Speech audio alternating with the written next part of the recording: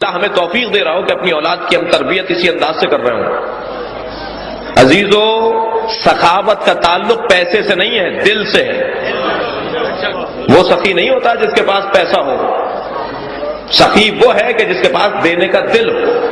ابن ابی الحدید معتزلی، اگر آپ فضائل کا ایک گوشہ سنیں، ابن ابی الحدید معتزلی ہمارے برادران اہل سنت کے عالم دین نہج البلاغہ کی شرح لکھتے ہوئے کہتے ہیں، میں نے علی کو یہ سمجھا ہے کہ نہیں سمجھا۔ میں نے علی بن ابی طالب کی کمالات کو پڑھ کر اس نتیجے تک رسائی کی کہ میں نے علی کو نہیں سمجھا۔ یہ واحد ذات ہے کہ جس کے اندر ضدیں جمع تھی۔ ان ضدوں میں سے ایک ضد یہ ہے کہ زہد کے ساتھ حکومت۔ کبھی زاہد حاکم نہیں ہوتا، حاکم زاہد نہیں ہوتا۔ جو دنیا کو ترک کرنے والا ہے وہ حاکم کیسے ہوگا، اور جو حاکم ہے وہ دنیا کو کیسے ترک کرے گا؟ واحد علی کی ذات ہے جو زاہد بھی ہیں اور حاکم بھی ہیں۔